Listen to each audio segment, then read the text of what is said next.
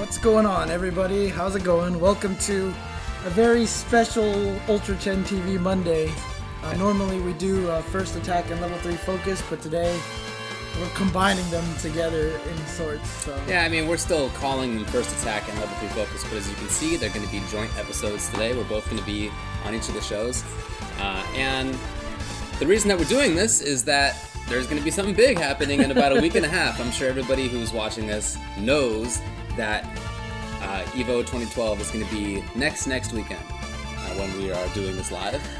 And that means that there's a lot of big stuff and a lot of really important stuff to talk about. Yeah, I mean, to be honest with you, I feel like EVO 2011 was like 2 months ago. I do, every year, for sure. But it's been a pretty crazy tournament season, a pretty long tournament season this year. And EVO 2K12 is going to be the culmination of all that stuff. So, like I said, we are still splitting this into First Attack and Level 3 Focus. First Attack, generally takes the approach for more beginner type of people. Mm-hmm. Level 3 Focus tends to be for more intermediate and advanced, and we're kind of keeping that same theme here. Pretty much. In that we want to be talking about things for people who are new to EVO, either to attending or to watching EVO on First Attack. Yeah, and so on First Attack, we're going to start kind of just with a little bit of history. I mean, there's actually a lot of people obviously going to their first EVO. Some people have probably never even heard of EVO until maybe this year and such, I'm sure that's true. So, a lot of people are going to be watching EVO. And do we know it's going to be streamed on SRK Live, or do you know what the channel names are? I think it is going to be on SRK Live, but I don't know. Wow. Okay. Well, we'll tweet out. They haven't said that. Stuff Yeah, yet, they haven't said. That's true. But it will be tweeted. It will be streamed by Team Spooky. Yeah. Yeah. And I play Winter Staff, and so right. once we get the actual channel, once the actual channel names are officially announced, we'll actually tweet them out there, and we'll get it out to everybody as well.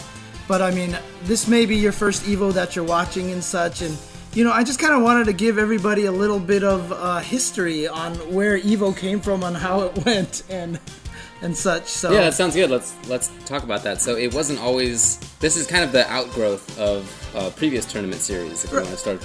Right. So let's establish something here really quick. This year on Sunday, obviously, there's been that issue of actual spectator passes and selling out Sunday views and stuff. This has never happened before. This has never been a concern, and this just shows you how far EVO has come in the past few years. Oh, not even few years, but past many years. Hey, can you turn down the music, I guess? People want you to turn it. Go on.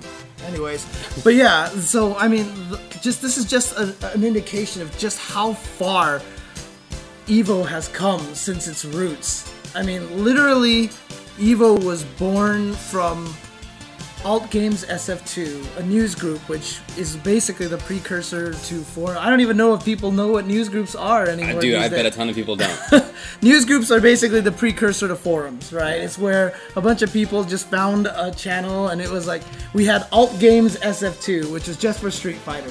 And it was a bunch of people who gathered there and talked about Street Fighter, and half of us had never met each other. This is like when I would be arguing with Seth Killian and John Choi and all these people, and James Margulies and all these people, like random players that, Jason Nelson, Jason Cole, all these guys. And we would just all be talking about stuff, arguing about things, and of course, this was before anybody had traveled anywhere. So literally nobody knew who was better than anybody else. It's pretty awesome. And everybody was just basically posturing. It was the world of arcades first time showing up in the internet, so that, instead of battling out local arcades, it was just like, yo, Canada's the best. No, NorCal is the best. No, East Coast is the best. No, West Coast is the... So, Tom and Tony Cannon actually arranged something called Battle by the Bay, which is now known as B3 for short. And it's really cool too, because this year's EVO shirts have a throwback to B3 on there, which is really cool. Apparently the music is still too loud, and also there's audio desync. There's audio desync already? Whatever, man, but that's what people are saying. People just want the music off. Okay, whatever. Okay. I have the music so low. On my headphones, I can barely hear them, so... Well, whatever. Okay, and there's audio lag. That's so strange. It's not synced, yeah. Yeah, we've been running into this audio lag problem for the past couple of weeks now. I don't really know why. It was cool before then. I know, and I just restarted everything. Everything's fresh and brand new. I don't know what's going on, to be honest with you. Is that something we can fix in post-production? Do you know? It's something I always fix in post-production. Oh, yeah, okay. But I mean, okay. just streaming live, it's also crappy live. So. All right. You know what? Next time, let's just make an Ultra David puppet and a James Chen puppet, and we'll just do it with puppets instead, and then that way they can't tell. Okay. Or just like talk like this the whole time? Yeah, exactly. Okay, guys. So, hey, you know, that's the funny thing about Evo. Do Muppet style. No, we have to be the God, what were their names? The two Muppets that we were... Oh, yeah, the Muppets from the upstairs. Yeah, the theater, the balcony. Man, those are my two favorite Muppets too. I don't remember, man. I'm sorry. Alright, I apologize about the audio lag. I don't know what the audio lag is. Fortunately, there's no going to be game syncing action or anything like that, so... We're gonna be okay with that. I mean, again, I guess when this gets to YouTube, I'll have edited it already, so hopefully it'll be straight done. So, okay, so let's get back on track. Yes, we were talking about B3, Battle by the Bay, and this was pretty much the first gathering of players ever, really, when it comes to Street Fighter. And although it was still mostly geared towards West Coast, because obviously it took place in San Francisco, that's why it's called Battle by the Bay. This was put on again by Tom and Tony. They kind of arranged it a little bit, kind of spearheaded this event. And a whole bunch of people ended up going there from NorCal, SoCal, Canada, and some people even from Kuwait flew out, which was amazing. I heard about that. I remember hearing about that. Shout-outs to Marwan. I know he was like the leader of their crew. Yeah. He was one of the... Sick. He was actually one of the people who there was most consistent in Super Turbo doing stand jab into Super with T-Hawk. Oh, right. He used T-Hawk, and that's what he would do, was stand jab into Super with T-Hawk. Okay. It was really cool. But, Wait, what year was this? This is the 1994, 95, somewhere around there. Yeah. I mean, obviously there had been tournaments before that point, just not like specifically arranged gatherings of people from across... various areas. And you know what's scary to know is that there's probably a lot of players who will be going to EVO this year who may not have even been born around that time. Oh, guaranteed. Guaranteed. Really upsetting, yeah. to be honest with you. Guaranteed, dude. And you know, I really should, maybe during commercial break, I'll go grab my Battle by the Bay shirt. I still have it. Oh, that's downstairs. pretty cool, dude. I still have that, so I'll grab that. It hasn't been fully eaten by moths and stuff yet? I don't think so. No? If I can find it. Moss hasn't taken over the ruins of the shirt yet? They might have. You know, I honestly am not even 100% sure where it is. So okay. I might not be able to find it. Well, whatever. So, let's keep talking. In any case, so Battle by the Bay was where it all started. And this was one of the first gatherings. And so it was, I mean, we told stories about this, you know, where Alex Vai won with Sagat and how John Choi adapted in the middle of this tournament and such, you know. Details are not as important right now, but, you know, just kind of getting into history. What ended up happening was that after Battle by the Bay, there was a tournament called the Boston Brawl that took place in East Coast, which they called B2. Right. So B2 actually happened after B3, if I'm not mistaken. And what ended up happening was that the next gathering that was going to be created, and I think this was for Bang the Machine. This was explicitly for Bang the Machine. Tom and Tony threw B4, you know, kind of to have this setting for the movie, to have this big tournament to determine who goes to Japan and actually play. So big B4 happened in Folsom. I don't remember what the name of the arcade was, but it was in Folsom, California. Right. And it took place in a small arcade. We gathered this whole entire thing. And this is kind of where it all started. And keep in mind, B4 was not the next year after B3. Right, yeah, I was gonna point that out. Yeah, it was actually a few years afterwards that this actually took place. And before that, there was a Tragic the Gathering, which was kind of like which was B3 Part 2, where we all went up to NorCal and played again and such like that. So... And then, so B4 happened, and then B5 took place the very next year, and that was the first year where Justin Wong came over and beat everybody at Marvel 2. So what year was that now? What are we up to? B5 was 2001. Okay. So, if I'm not mistaken, B3 was around 94, 95. Okay. B4 was the year 2000, and B5 was the year 2001. Okay. If I'm not mistaken. I may have some of these dates wrong. So, are you guys still having trouble hearing us talking right now? Are they still having trouble hearing us talking? I don't think so. Interesting. People are saying remove the music. I thought you turned it off. I turned it super low. All right, well, I'm just going to turn the music off completely now. Yeah. So, okay. So, yes, and there is audio lag. Apologies to everybody. Yeah, I don't know what the deal is. Maybe we'll look at it during the break. Yeah, but 2001 was B5. And then what happened after that was we started outgrowing the arcade. It was the same place. We were in Folsom as well. Uh-huh. I can't remember if it was 2000 or 2001 when the first X-Men movie came out. Because I don't remember it came out that same weekend. Okay. And a whole group of people went to go see it. And I just remember that because I didn't actually see it with everyone, but I just remember the very first time Cyclops shot a laser beam, someone in the audience yelled, "Behold!" And it was like the most amazing thing, but I guess you had to be there. Anyway, yeah. But what happened then was after 2001 for B5, what we decided to do, well, what Tom and Tony decided to do was officially turn it into a real tournament series and environment. And this is kind of the first year that I started getting involved with EVO a little bit. Okay. And what happened was I was working at UCLA Arcade, going to UCLA at the time. Right. And I worked with them to arrange to have EVO. Basically, they decided to name the tournament Evolution. So the very first one was going to be Evolution 2002. And this was going to take place at UCLA. So I kind of hooked them up with the ballroom there and everything like that. Right. And it's funny because if you watch some of the videos taken from there, the ballroom was huge and it was just way too big for what we knew. Awesome. And so from there is where it started growing at that point. So we went from Evolution 2002 next year. 2003 was in Cal Poly Pomona.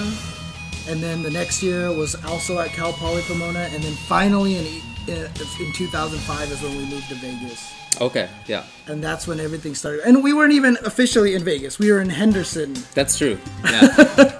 Which was the first EVO that you went to? The first EVO that I went to was 2004. Oh, okay. It was, like you were saying, it was in SoCal at the time. Cal Poly. It was at Cal Poly. And I was living in Ventura County during summer break. And I convinced one of my friends to go out there. I didn't play. I convinced one of my friends to go out there with me to check it out. I knew people at the arcade, but not that many even. Right. And so, not that well. And so we went out there for Saturday. And I really tried to get him to come back for Sunday. And he was like, nah, I've already been there. And I was like, man, I don't really want to make that hour and a half drive myself. So whatever, I'll hear about the results later because there were no streams. Right. The best you had was IRC, and people would live post about what happened on IRC or on Shoryuken or whatever. Shout outs to Arlieth.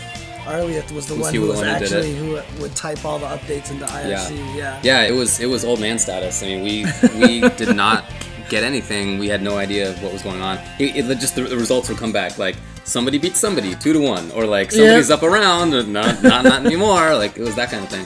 Anyway, I didn't go back for Sunday, which turned out to be one of the greatest moments in fighting game history with Daigo doing the incredible parry comeback against Justin Wong. I missed that, even though I was there the day before. Yeah, I almost missed it too. But I made it and I saw it, and it was one of the most fantastic. I mean, when I saw that was the first moment in my mind that I was just like, this can go somewhere. This is yeah. amazing. I mean, I bought the DVDs afterward. Yep. I always bought the DVDs. I have all the DVDs down I still have all the DVDs too. Yeah. They used to sell DVDs. Yep. Because there were no streams, and if you wanted to watch, you had to either be there or buy the DVD. Yep. And I definitely made sure to buy it, and I got hyped when I watched the DVD and that happened. I mean, obviously I already knew that it had happened. Right, this was months ago at the time. But yeah, it was still pretty nice, I gotta say.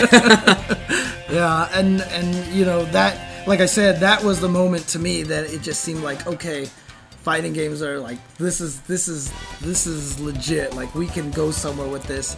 And then the next year, right away, we announced that we were going to Vegas. And that was just the coolest thing ever. I was super excited about that. I didn't get to go to those early Vegas ones because they were a little later in the summer, if you recall. They were August at the time. August, yeah. And I always had to go back to school at the same week. Oh, really? Seriously, it would never fail.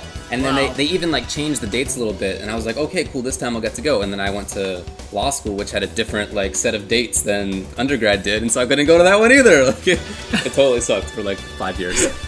Wah, wah, yeah. wah. It was really crappy. So wait, after 2004, when was the next time you went to Evo? I think like 08 or 09. Really? I literally couldn't go. I wish I could have, but... Did you go the year before, like when Street Fighter 4 was on display in the beta form and such at the Tropicana? No, I guess I didn't go to 08. Okay, so I went to 09. So you're an 09. I guess, kind of, yeah. Yeah, but we had Evo 2005 was at Green Valley Ranch. And then the next year after that, I went to Red Rock. And then I went back to Green Valley Ranch. And then we finally went to the Rio, Caesar's Palace, back to Rio, and now we're back at Caesar's Palace. And every year, it's just grown bigger and bigger. Like I said, we've never had the issue of having Sunday sellout. It's never even been a concern. You know, we filled up the room. Trust me, that in 09 was the first year in which the room got completely packed. And there were people bleeding out the door trying to watch, you know, the top 8 for Street Fighter 4, because that was the year you could not have asked for anything better to get Daigo and Justin in grand finals. You know, that was just the craziest thing. And then Justin resetting it, you know, after switching to Balrog, who no one even knew he used. Right, so. yeah. That was really incredible stuff. So yeah, as you can tell, the Evolution series has a really long and interesting history. Yeah. It's not a new thing at all, like James was saying. It has roots from 17 years ago, 18 years ago. Yeah. Something like that. And I think the shirt this year, I think there's like a little, like I said, there's a throwback to the B series on the shirt this year. Oh, really? Yeah, I'm not gonna spoil it. Oh, okay. Yeah, when the shirt comes out. I mean, I saw Wizard wearing it, and yeah, it's pretty funny actually. It's kind of cool. Oh, I think I saw that too. Yeah. Yeah. Oh, yeah. Okay. I don't know if I'm allowed to say anything yet. I'm not sure if I'm allowed to say anything. Yeah, it's cool. Yeah. Yeah, so anyway, very interesting history for the series. Let's take a quick break, but when we come back, we want to start talking about stuff this year and how to treat and approach the event and being in Las Vegas if you are attending for the first time. Yep.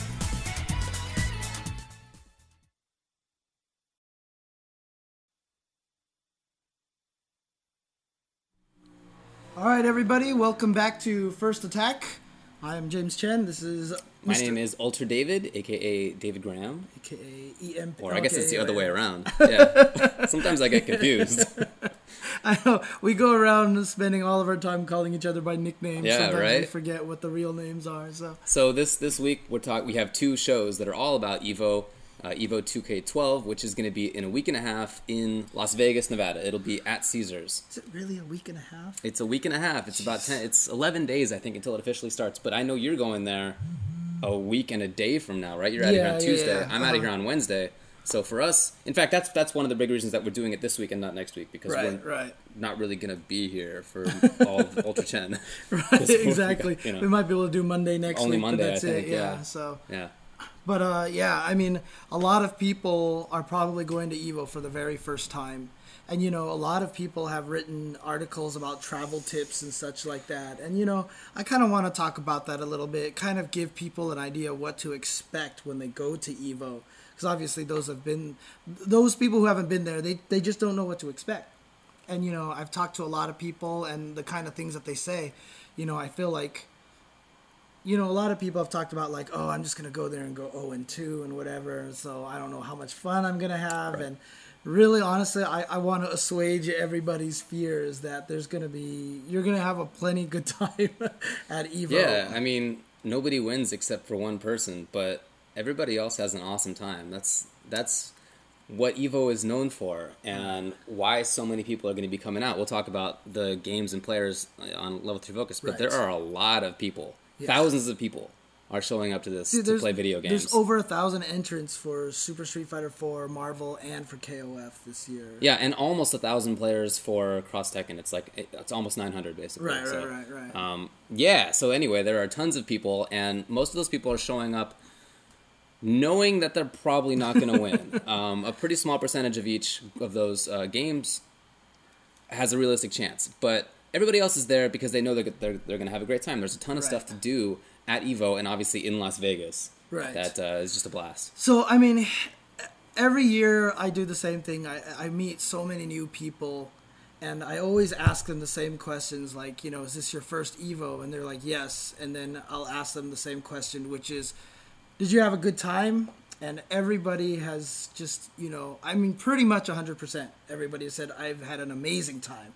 Yeah. And every time I ask them, are you coming back next year? And they're like, yes, and I'm bringing my friends this time. Yeah, that's why it keeps blowing up, right? Because it's awesome. Yeah. And that's actually been happening throughout this whole tournament season. We've met people at every tournament who say that this is their first big tournament and that they're having an awesome time and they can't wait for the next one. And this is basically the granddaddy of all of them. Yeah. If you're going to go to one of them, this really needs to be the one. Yeah. And, there was one person I met at CEO just recently who literally told me, he's like, I don't know how I'm ever going to go back and stream Monster ever again, because it was that exciting for him. It's much better to be there in person. Stream monstering is fun too. I love to do that myself. Right. But yeah, it's much better to be there in person. Yeah, there's something about being in this room with that many people who are enjoying the same hobby as you, who love the same thing. And I tell everybody the same thing. You can watch Sunday finals and get all hyped, but when you're in a room, especially at EVO, because even at CEO, we have a few hundred people in the room cheering at the same time. Like when Marlon Pie does crazy combos, the audience goes nuts, right? But at EVO, the audience is on an order of magnitude like 10 times larger than that.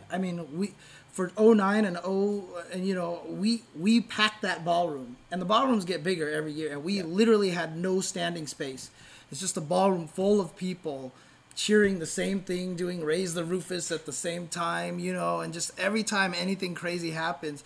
Like, dude, last year when PR Raw grabbed with the level 3 Tron grab on Phoenix, or when Daigo got perfected last year, I don't think I've ever, the room was shaking.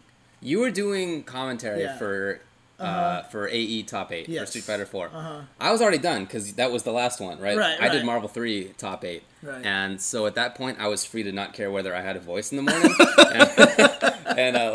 I got, my voice died so much more in that, whatever it was, an hour or 2 hours for AE Top 8 than it did for the whole weekend of commentary before that. Because when there were things like that, when that happened, oh my God, the profanity coming from my mouth was unbelievable.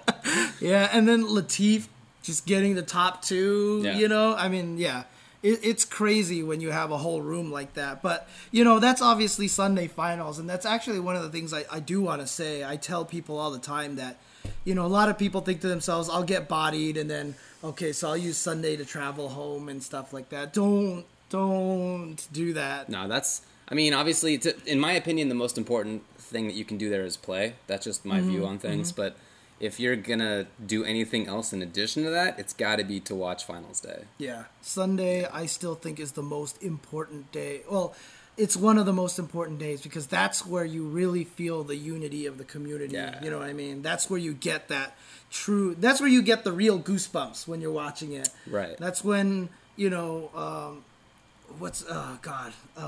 Sue Mighty, did that 4 snapback combo on Justin at Evo 2000. That was Pomona. I think I was there. So that was 2003.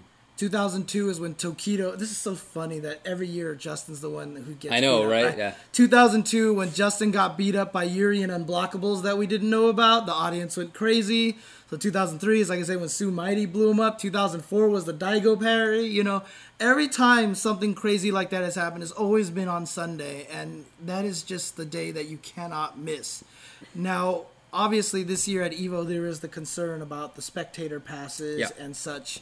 So a lot of people have been asking about that. Is it still worth staying on Sunday if I don't have a just explain what the thing is? What's going on? Right. So we were not expecting it to get to this level. We were talking about that a little bit earlier. EVO has grown every year, and this year it's just grown to a level that we were not expecting. Even though we knew it was going to grow, we were not expecting this level. And literally it's gotten to a point where it's a fire hazard now from the number of people that have signed up. That's amazing. We can't fit that many people in the main ballroom anymore. So unfortunately, we had to start selling spectator badges for Sunday to limit the amount of people that can go in there. However, obviously I say Sunday is the most important day. It's nice, that the people are sitting there live in front of you on the stage and stuff like that. But really, it's about sitting in that crowd and being around all the people. There is going to be a second free room at EVO where the video feed will be shown. Right. So there was the secondary room. Unfortunately, the players won't be on the stage in front of you, but you will still have a crowd there. You are still going to have a lot of people there. Yeah. And they're all going to be cheering their lungs out. And it's going to be crazy as well, you know. I totally agree with you when you say that the important thing is not necessarily that the players are right there, but that the crowd and the community is around you. That's for sure the most important thing. So when you're in that secondary room, I mean, I guarantee it's going to be nuts. I'm seriously, like, there's no way it can't be. With all those people in there loving the same thing and watching the same thing, and, you know, I guess you're going to have stream footage. Yeah, it's going to be awesome. And you know what? I almost make it a challenge to the people in that second room to be louder than the main room. Like, that'd be awesome, actually. I think it would be so cool that would if be they so could cool. do that. Yeah, I'd love to know the numbers on that. I guess we'll find that out later. Yeah, probably. But yeah, that'd be really cool. So, okay, say that I'm coming to Evo to the first time. Maybe, in fact, this is my first time in Vegas or at Caesars in particular. What's it going to be like for me? Like what's the process of getting in there? Like, how do I have a good time? Like, all these things. Well, I mean, for most part, one of the reasons why we like throwing the event in Vegas is you've seen a lot of other streams where it's like, we got to get out of here by noon. They're kicking us out or whatever like that. Yeah. The one thing about Vegas is that, you know, it's literally a city that doesn't sleep. Obviously restaurants will close and whatnot, but, you know, there's like it's basically 24 hours of stuff you can do in Vegas. Definitely. You know, there's never a shorter. So that's the nice thing is when you go there, you know, you're not going to run out of, there's not going to be any point in time where if you're just like wired and you really need to go out and hang out and stuff, there's always going to be something to do out there. Yeah. So Vegas is actually a really nice, just a vacation spot for you guys to go to. Yeah. You know, if you and your guys, obviously if you guys are old enough, but you know, if you guys want to go out and drink after Evo's done, you can drink until like 6 a.m. There's plenty of bars there and stuff like that. You know, not just after either. Fair enough. You're right. Yeah. As it's going and such. You know, just head on out, grab a drink. I don't think you can take it inside. Yeah, you can't bring the alcohol that's usually in the rule, ballroom, right? Yeah. So, but like you said, though, I mean, like once you get there, you know what happens. If you have a room at Caesar's Palace, it's going to be super easy, right? Yeah. You just go there, check into your room, walk to the ballroom, and walk in the room and just be amazed at the craziness that you're going to see. Yeah, I mean, all the times for what exactly to do, like where to pick up badges and where to register and stuff, I'm sure that'll be posted in the upcoming days. Yeah. I don't think that's been released yet, but it's always pretty much the same deal. Yeah. There's going to be an area right outside the ballroom. Yeah. There's like going to be like a concierge's table where you just go and pick up your badges and stuff like that, including your spectator badges and such. Yep. And then once you get your actual passes and stuff, I'm pretty sure the t-shirts will either be given out there or inside the main room as well. And once you go inside, there's going to be plenty of stuff to do. I mean, obviously there's always going to, so whatever match is being shown on the stream is being shown on the big screen all weekend long, right? So as long as we're playing matches, they will be showing on the big screen. So there's always that area right in front where you can just sit down and watch the actual matches there. And, you know, it's so funny, too, because every year, like, the semifinals is, like, one of the craziest things ever as well on Saturday. And then all of a sudden Sunday blows everything out of the water, which is, like, the craziest thing. So, but... You know, you can sit there and watch that. Obviously, if you're in the tournament, you'll be playing your games and such like that. But I think one of the most underrated areas of EVO is the BYOC, which stands for Bring Your Own Console. I think Tom first implemented this in Pomona, the first year in Pomona. It was in Pomona when I was there, so yeah. Yeah, and basically half the room, the back half of the room, actually it's probably about back third of the room nowadays, is just an area with a bunch of TVs. And it's first come, first serve. If you get to the TV, you can hook up your system and just start playing. Yeah, so it's not just the kind of thing where you show up and watch. It's not the case that it's just a stream to watch, or not a stream, I guess, but a big screen. If you're not playing in your tournament, then you can go play casuals in the BYOC area in whatever game. Not just casuals, actually. There are side tournaments that are always fun that's true. as well for other games that did not make it to the Evo, top list, official list. There's that website fevo.com, right? Which is basically all the games side tournaments, and they're like organizing all this stuff. Yeah. So there's actually a site out there, and they were trying to arrange all these side tournaments and stuff. That's really cool. So I think there's gonna be like a CVS2 tournament and all these other stuff. Yeah. Oh, rad! I actually had no idea that's happening. Jump to this website. Okay. Okay, sounds good. In any case, the BYOC is going to be happening. People are always fiending for casuals in general, and it's pretty easy to find people to play with. In fact, something that happens if you've never been to a big fighting game tournament before, people will literally walk down the halls listening for tap tap tap tap tap tap tap tap tap tap, because when you hear that means somebody's playing fighting games. Okay, it's f-evo2k.com. Okay. Yeah. And they have a bunch of stuff like, Virtua Fighter. They talk about Virtua Fighter and all this stuff. That's amazing. I don't know how active it is right now. I don't know if it's like being used, but yeah, there's a lot of stuff there. That's really funny. Yeah. So there's just a ton of opportunities to play, not just in tournament, but later on. Obviously, money matches are a big part of this too, right. And you can set that up. I don't think you can do that in the official room per se. No, well, people do it. Yeah, I know, but I think that's frowned upon. In any case, it's not easy to find that kind of stuff either. Right. So if you really want to play somebody who you think you can beat, or somebody who you want to get experience playing against, one of the good ways to do it is to offer a money match. To say, I essentially bet $10 or $20 or whatever number. That I'm going to beat you in a first to whatever set, in a first to 5 game set, in a first to 7 game set, that kind of thing. And that way you can play people and prove that you're good, or alternatively prove that you need some work. Yeah, and that's the funny thing too, is a lot of times money matches aren't even necessarily, to see how, like, if I can beat this guy. A lot of times it's really just to see where you're at. That's true. Also just to have that experience, because how many times are you going to be able to play someone like Fnatic or Justin Wong or whatever like that, and if you play these little matches with them, it's actually pretty exciting. I mean, I know when Justin went to Canada Cup that first year, a lot of people, like, there was a line to play him, and none of them thought they would beat him in MVC2. They were just there to play them. Interesting. It's the tricky thing is you watch people play all the time, and the one thing that a lot of people don't realize is, criticism of a lot of top players is very 2020, right? Because you're just like, I would have uppercutted there. See, he did a media attack. I would have hit him. Right. And so you think you're amazing. Everybody has gone up to Mike Ross and been like, so-and-so's Honda is better than your Honda. Yeah. And then Mike Ross will body them every single time, right?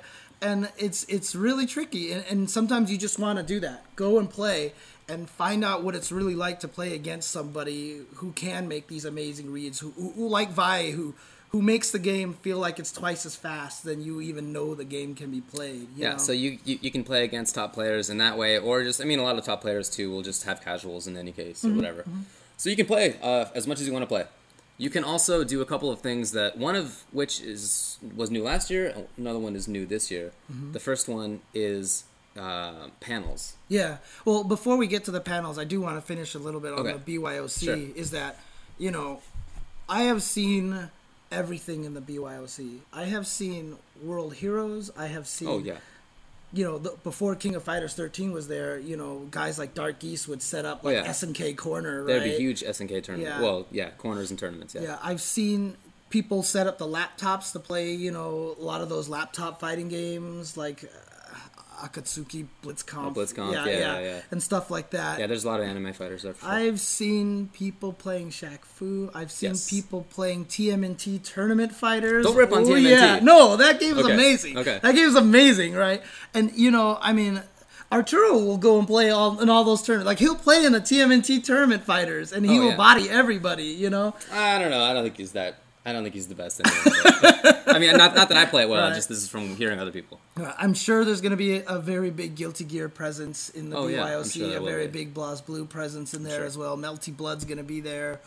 All these games are going to be there. So, you can expect a lot of things. The thing is, the one thing that you do have to realize is a lot of the people who set up BYOC are very much from an arcade history background. And so the one thing that I have heard from a lot of people is that they'll go there stand in line, but they're scared to assert themselves to get in line and stuff like that, you know. That can be a little rough, and I just want to let everyone know that no one's going to get mad at you if you're like, hey, I'm next. Let me get in line. Because that is the right of the fighting game player. If you're standing there, you have a right to go play. So do not feel intimidated. Do not feel bashful about it. If you are standing in line and you see, like, let's just say you see Bala running casuals on King of Fighters 13 on the side, and there's this line, you know.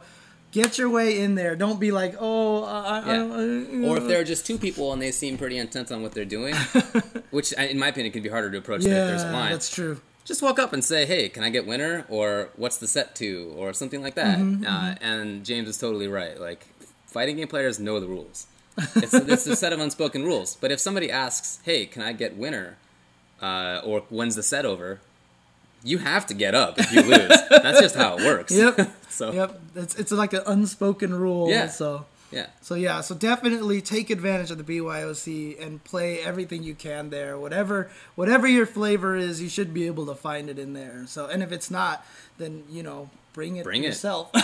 Exactly. And play it. So. Okay, so let's take a break, and when we're back, we're going to talk about the couple things that I brought up before, panels, and then also this year there's an indie game showcase that I want to talk about. Yeah, for sure. Okay.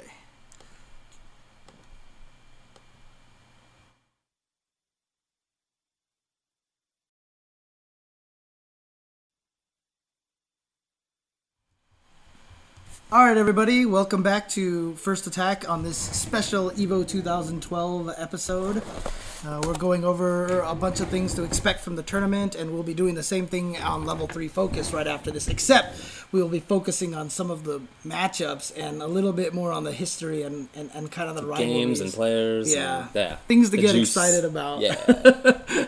So one we were talking about things to do there besides just playing in the tournament, because a lot of people have said, I'm scared. I'm just going to go there and go 0-2 and have no fun. But, there's so much to do there now. We just talked about the BYOC. One thing I do want to say that is if you are planning to bring machines there, be respectful. Don't like bring like 90 machines and take up every TV that you can and everything like that. You want to give as many games, the ability to be played as possible. Right. And even, in the past few years, we've even brought like cabinets. Some people even bring cabinets in there. So, so they're not taking up any of the free TVs there and stuff. That's true. So BYOC is going to be pretty rad. Also, this year, returning from last year, is going to be the panels. Yes. And last year was the introduction of this. It's just exactly how it sounds. A panel from some presenter on some fighting game related topic is there, and you can go and watch it on, I think, Friday and Saturday. Yeah. And assuming that you don't have your tournament match to play, then you can go over there and check it out. And it's always some kind of interesting stuff. Yep. And I mean, last year we had, I think one of the favorite panels was Seth Killian going over Daigo. Yeah. A match that he had with Lamer Boy, and Daigo really breaking down exactly what he was thinking during that match. Yeah, awesome. Nitsuma did a panel on UMVC3. We had panels. Mike Z did a panel on Skullgirls and such. That's right. Yeah, so there's going to be a lot. I mean, the official list of panels has not come out yet, but, I've heard that there's a lot of really cool things coming up. And the best thing about it is a lot of these panels are cooperation from a lot of the industry guys. Yep. Ono had his own panel there and such. So, I expect we're going to have a lot of very similar things. Harada had a panel there. And, I heard, like, Harada's panel was hilarious. Like, he was dogging on Soul Calibur and stuff like that while he was there and everything. But, it's just like, they're really fun, and I'm actually sad because I haven't seen. We didn't get to go. I mean, we were busy, man. They're all on YouTube. Are they on YouTube? I have a page that has all of them on there. I've just never watched them. I've never you gotta send me that link. I did not know that they were on YouTube. You know what? Let's tweet them out. I'll tweet the link out so everybody can see this. Actually, that's awesome. I can't believe I didn't know about that this whole time. But yeah, I mean, obviously our schedule for Evo is a little funky. Like we're busy, like working. We're talking about video games to people, whatever. Exactly. Yeah, working by doing what we would be doing if we weren't working. Exactly right. So anyway, panels are a really interesting thing. Like James said, the official list hasn't been released yet, so I'm not really sure exactly what everything is going to be. But I know that there are going to be some really cool ideas happening and some similar things to what the most popular ones were last year. Yeah. And so that should be exciting. And then you also wanted to bring up something else that they're doing this year. Yeah, this is the first year that they're going to be doing indie showcase. Indie games are going to be there, which is a really cool idea, in my opinion. I'm really looking forward to seeing some of these games. You can go on shoryuken.com and see the full list. There's a post there on the front page all about the games that are going to be there. These are also not necessarily fighting games, right. All of them either, Most of these, most of them are competitive in some form or another. I believe that's true. I mean, just, my only familiarity with most of these games is just their descriptions on that page. So I assume that's true. But so, for example, there's Aztez, which apparently is turn-based strategy gameplay, and also some kind of like fast and beat 'em up style gameplay combination. I don't know. I mean, we'll see how that goes. Also, body ball. I don't know. Yeah. Score by dunking the ball in the water or on the opposing team's side. Lose a point for falling into the water yourself. I don't know what that means, but there's apparently a video on Vimeo.com of this game. Oh yeah, that you can cool. watch. I'll check that out. Yeah, I'll give you the link for that, and we can tweet that out as well. So. That sounds good. And then the next one is Dive Kick. Yeah. And I know you must have heard us talking about this. At least me being salty about it. You must have heard. This is a game that was developed by One True Game Studios, aka OTG, which is led by Keats, and lots of good people in the fighting game community helped him out with it in programming and art and music and voice bits and all sorts of stuff like that. And it was at CEO. It was at UFGT and then CEO. Yeah. At UFGT, I played it a lot. At CEO, I just didn't really get to for various reasons. Right. That was too bad, because then when I played it against people like that night, like Sunday night or whatever, just got eaten alive because everybody else leveled up so much that weekend, and it was really interesting to see how different the strategy in the game was at the end of CEO than it was at the start of UFGT, because it was a noticeable difference. That was the first time I got to play that game, and it was amazing. Right? I mean, I'm not even just like, trying to sell the coolness of this game. Yeah. Literally, this game was amazing. I mean, I told everyone I wanted to play Kung Pao because she was so odd. And when I first played, I'm like, this character's so bad. She seems like ass the first few times. And then once you started understanding the strategy and you realize like how smart you have to be to win with Kung Pao, and then how you are able to win with her, I was just like, this is the most amazing. And it's so funny too, because when I was playing it, Keats was even observing. He was like, you've been thinking about this game a lot, haven't you? And I'm like, yes. I had been theory fighting this game so much that when we first started playing it, I was already diving under people and trying to do all these crazy things. Yeah. Yep. I played it a little bit on, I think, Friday night. Or no, it was Thursday night. Mm-hmm. And I tried Kung Pao Thursday night, and I thought she was terrible. And then I went to sleep, and I literally dreamed about the game and like how I could have improved. And like in my game, I was like, what if I tried this or in my dream, I was like, what if I tried this instead? And the game is simple enough in like graphics and whatever that you can just like theory fight it like super easily, just thinking about it. So like in my head, I was like playing these games of Dive Kick as Kung Pao, and then like in the morning, I was talking with Keats, and he was like, yeah, those are my ideas too. Like how to approach it. So it was awesome. And anyway, so that's one of the games that's going to be there. I know it's going to be a game that a lot of people are looking forward to playing. Then we have a game called Nidhogg, which is, I guess, a violent and fast-paced tug-of-war where players face off using swords and fisticuffs. Now, this game was actually at Northwest Majors, I think. It was at a tournament recently. If somebody on the stream can mention which one it was. Okay. But from the people I saw, like in the comments on this thread as well, the people who have played that game have said that game is amazing. Here's what's interesting to me. It says, once there is a winner, the control of the camera is given to the player left standing, and the other responds a second later. So that's like an interesting mechanic, because I don't really know what it means. And I really want to find out, just like based on that. And like the first sentence is like, violent and fast-paced tug-of-war, whatever. And the second one, you get control of the camera? Okay, that's... And the crazy thing is, like, you look at the screenshot there, it looks like a like Atari 5200 kind of game, you know. But everybody, I mean, we can see it on stream right now. There's a lot of people who are super excited about this game. Yeah, go check out those links if you want to. I guess we'll do the same in the break. I don't really want to take up people's time on that right now. And then after that is Spy Party, which is an espionage game about human behavior, performance, perception, and deception. And I don't know, it sounds like an interesting idea. I saw a video of it. Yeah? I went and watched the video of it, and it's fascinating. Like, it's literally, you are a sniper rifle staring in a room full of NPCs and one controlled human. And the controlled human has 4 goals, which is like switch statues, plant a bug on an ambassador or whatever like that. And so every time they do that, it creates a specific action. So like you'll see someone pat someone on the back to like put the bug on them, or they'll move this. But all the NPCs walk up to the statues and pick them up and look at them, and they walk around and talk. So literally your whole goal is to try as much as possible to look like an NPC. Interesting. So nobody will suspect you. And you can see their laser sight. You can see where they're looking. So you have to see, like, when the laser sight goes away, that's when you do the switch and stuff like that. And basically that's the whole game. And then Sniper Rifle has 1 shot. And that's it. That's pretty cool. And you have a time limit to finish it. And so it's like, it's an interesting, like, psychological kind of study. And I don't know, something about that was really fascinating. No, that sounds really cool. I agree with you. And then up next is Super Combo Man Struggles Adventure, which is a I think it's like a 2D side scroller. Okay. And I don't know, I've heard a little bit about it. It sounds like a really interesting game. Mm-hmm. I've heard that the graphics are really good. Oh, okay, cool. And that the fighting system is really interesting. So, okay. I don't know.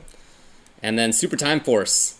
Which, I love the description. Dude, that right? The description on this game is godlike. You got to go to shuriken.com. In fact, let me post this in the chat. My favorite is the risk worth it. Yeah. Like, I don't really even know what it's about. Yeah, I know.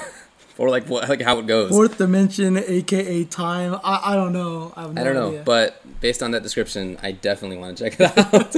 So here's one thing I will say. A lot of people are wondering why some of these non-fighting games are there. Yeah. And it's because these indie developers know, and we know, that nobody can break a game like fighting game players. Like, if you are going to break a game, you give it to fighting game players, because that is our whole goal in life, is to break your game. That's true. And make it as unfair to our advantage as possible. That's exactly true. That's a good point. So, I mean, a lot of fighting game players have gone on with lucrative careers in game development. And a lot of times it's because they understand how to break things down, and you know, one of the reasons why God of War I've always thought is so fun is because the 2 lead combat designers are fighting game players, you know, and so there's this concept of canceling moves into stuff, and the combat mechanic flows really well, and they're fighting game players. I hear you on that. Yeah. So this is going to benefit, I think, these indie developers so much. I think it's a really cool idea, and it's another really interesting thing to just have available for people there. I mean, if you don't want to be playing fighting games all day, and I know not everybody wants to be doing that. There's lots of other stuff that you might like in video games or whatever else, and I think it's awesome that there are going to be games there that you can play and you can test out. And I don't really know the exact format for how the testing is going to go, how the playing is going to go. I'm sure that stuff will be announced later on. But in any case, those games will be there, and you'll have a chance to play. And you'll have a chance to play Dive Kick. Yeah, you're gonna want to play that one. I mean, I don't really want to hype that one up so much more than the others. It's the game that we have familiarity with, and so we love it. But we'll see whether the other games are awesome too. Who was it that came up to? It was I think it was Lando from FGTV, from NorCal. He was at CEO, and he literally looked at me. He was just like, I'm using the word literally. I notice it now every time because of our conversation. But so another story. But I was talking to Lando, and he was just, "Is this game real? Like, are you trolling? Like, I've gotten this question a ton of times. David, are you being for real about actually liking this game, or is it a joke game? It's real. It's for real. It's for real. Okay, I know that I screw around, and I know that I troll sometimes. But sometimes. This is okay. Fine. That's a good percentage of words that come out of my mouth. Yeah. But when it comes to this game, I'm not messing around. I actually really like it. Yeah, it's really fun. So okay. Okay, so things to do at Evo. You can play casuals. You can watch panels. You can check out the indie showcase. Right. We haven't really talked that much about the actual tournament. Right. Well, I mean, we're going to get into a lot of that, obviously, in Level 3 Focus. But I do want to mention, if you are in town early enough, I don't know how much they're going to let audiences come into the room, but on Thursday night, there will be a special event there. Oh, really? On Thursday night, yeah. I didn't even know. I cannot announce it. Okay. But if you're around, show up Thursday night. Dude, I love your I have secret info face. Because you definitely have a secret info face. I have secret info face, yes. But if you are there early, Thursday night will be some fun events. Well, at least one particularly very fun event as well. So check that out. So I'm surprised you don't know about it because you will be a part of it. So I'll tell you about it afterwards. So, okay. Anyway. But yeah, there's a lot of stuff to do there outside of the tournament. I mean, we just went through a whole bunch of stuff. Like you said, we didn't even talk about the tournament. Right, which is kind of something we left out, I guess. Yeah. Well, let's save that for level 3 focus. Yeah, then, right? I definitely want to save that for last. Right. For sure. So let me just say a few last things about coming to Vegas. One, I mean, this is a tip that everybody writes in all their what to do, how traveling tournaments that everybody ignores, but please bring deodorant. Please shower. It's way better than it used to be. Yeah. It's way better than it used to be, but it still definitely comes up. Like, please, even if you're just crashing with people like in their room, just use their shower, man. Like, they'll be happier about it. Believe me. Yeah. Like, please do it. Exactly. But I mean, outside of that as well, I mean, the nice thing, like I said about Vegas, is that it's open 24 hours. So a lot of the times, don't over panic about packing to Vegas. Like, oh, I might forget to bring this. Plus, if you're staying at Caesars is an amazing hotel.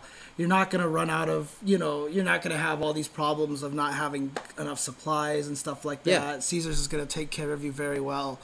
Like I said, things are open 24 hours. So, a lot of times you don't really have to over plan. That's right. You can also see me at O'Shea's across the street from Caesars for beer pong tournaments. Really? Yeah. Getting there on Wednesday, folks. I'll be there a couple days in advance. Let's do this. Yeah. And O'Shea's. If you are planning to be there longer than Evo, much earlier than Evo. Obviously, Wednesday is the 4th of July, so it's gonna be crazy on Wednesday. Yeah. And if you plan to be there afterwards, just to do a lot of Vegas stuff, Vegas is not gonna have a shortage of things to do, even if you don't like gambling. I mean, it can be from watching shows to watching the free shows that are out on the strip itself, like the pirate stuff, at Treasure Island and the fountains at Bellagio and such. But there are it's just cool to walk shows. around too. Yeah. And I mean, one of the things that I actually like doing, and I mean, this probably is not going to sound greatly exciting to a lot of other people, but you could just walk around to all the different casinos and honestly just admire the architecture there. Dude, that's so true. Right? I really like that stuff. I'm kind of nerdy about that. Yeah. And I love the city center in Vegas with like Aria and Vidara and stuff. Like, those are really, really pretty Go things. to the Venetian and all. Venetian is Paris. awesome. Check out how they built the freaking tower there. It's really crazy. And then, speaking of things to do there, food. There is like no shortage of food in Vegas. Yeah, I know at some tournaments it's kind of rough to find like good food nearby or cheap food nearby. But those are both, like, everywhere. Everywhere. Yeah. If you're willing to travel away from the strip, like, there are ridiculously cheap. I've been to casinos before, like, that are off the strip that's literally, like, $1.99 for a burger, drink, and fries. Because they want you to go to those casinos. Right, yeah. I mean, luckily, there are lots of people who go to Vegas who waste their money gambling. And people like me always thank them because that means that everything else is cheaper than it otherwise would be. So thanks for subsidizing me. Everybody else who goes to Vegas. That's right. I really appreciate it. Yeah, I mean, obviously, when you go to Vegas, people think of buffets. Yeah. The Wynn Buffet is one of the most amazing buffets. Expensive, granted. And actually, there's a new buffet that just opened up that's on the outskirts, right at the edge of Vegas. Oh, M? At the M Casino. I heard good things about M. We went there last year. It was like me, Justin, and, a bunch of other guys. When we went there, and it was fantastic. Really? It was amazing. Okay. So it's so good. But even stuff like the Aria has that crazy gelato ice cream bar there where you can order like crepes and stuff like that. Yeah, and seriously, it's just like the biggest like when you walk towards that area, it just smells like waffle cone and it's amazing, dude. It's so good. It's so good. But I mean, you know, even places like Venetian, they all have great restaurants. I mean, like I said, it verges on different price scales. Basically, whatever you want to do in food is available in Vegas. That's the cool thing. Yeah. Anything you want to do in food or drink or partying or when Evo's there playing video games or whatever. Right. It's basically just whatever you want to do, you can do. I will say one thing, though, that, you know, every casino has a 24-hour restaurant in there, which not necessarily is the best quality restaurant, but you will at least be guaranteed to be able to get some food 24 hours a day in Vegas. You know, so if you're starving at 2 a.m., because you got enraptured watching these games and you could not leave and just haven't had a chance to eat dinner, you'll have the ability to grab some food 24 hours. So absolutely true. Absolutely true. Yep.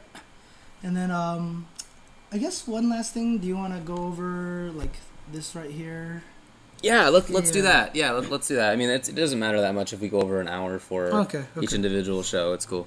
Okay. Obviously, one of the things that's going to happen when you're going there is, you know, is you're going to meet a lot of known players. Yeah, people that you know in the community who you see all the time, or whose gameplay you might have seen all the time. Mm-hmm. Those dudes are going to be walking around. Yipes, Mike Ross. I mean, whoever you can name is going to be there. And not just from the U.S., but from all over the world. Like a really high percentage of whatever the top players are is going to be there. And if you want to talk to them, you can totally talk to them. It's not like there's a line for autographs or like a time for autographs or whatever. I mean, they're just some people. There's some dudes who are hanging out. They are cool guys for the most part, and they're very much happy to talk about stuff or to, you know, if you want to get an autograph, I guess you can totally do that. Right. Yeah, I mean, I want to say, like, you know, try not to treat them like celebrities, which is, you know, fine. It's just don't have the mentality that you're so different from them that you can't be doing awesome gameplay stuff yourself, right? Because then that's not a good look for your future competitive prospects. But other than that, well, I mean, some people are actually there just to be spectators. For sure, right? For sure. And, you know, you might run into Daigo and just be like, oh, I want to take a picture with Daigo or whatever like that. I mean, on the other hand, you know, some people have had bad experiences talking to top players and such like that. It happens sometimes. It's going to happen because you may run into them and you don't know that they just got eliminated or they just lost to some, you know, some really angry match or something like that. And so if they don't respond well necessarily, you know, please do not take it against them, you know. And then, of course, there's also the other thing. If you've been to a lot of the other tournaments and you've met a top player, you know, some people are really bad with faces and names and, you know, will apologize if you don't remember. Okay, James. And, you know, if that happens, you know, please don't take offense to it. I'm sorry. We're sorry. Okay. We're sorry. That person will be sorry. Yeah, that person is very sorry. Yeah, exactly. Exactly. I see. Yeah. Definitely that'll happen. Yeah. Yeah. Mm-hmm.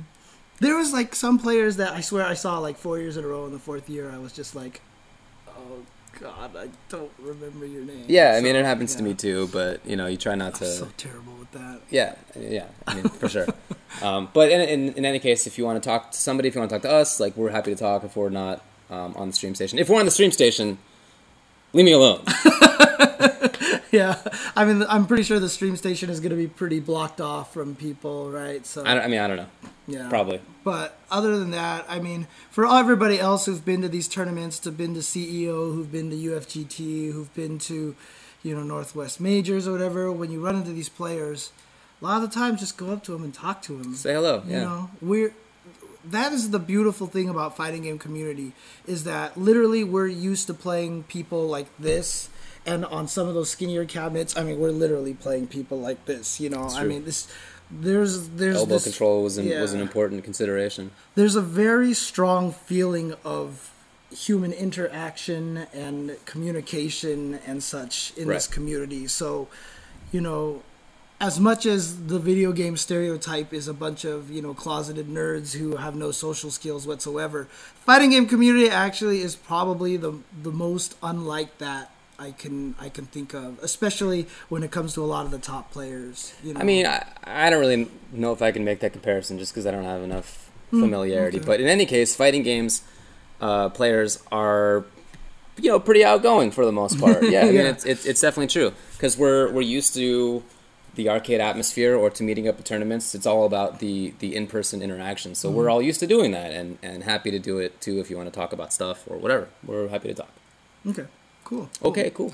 So, I guess that'll be it for First Attack then. Yeah. When we come back, we're going to actually dig into the meat of this tournament. Correct. What to expect from EVO 2012, because there is a lot of madness that is going to happen this year.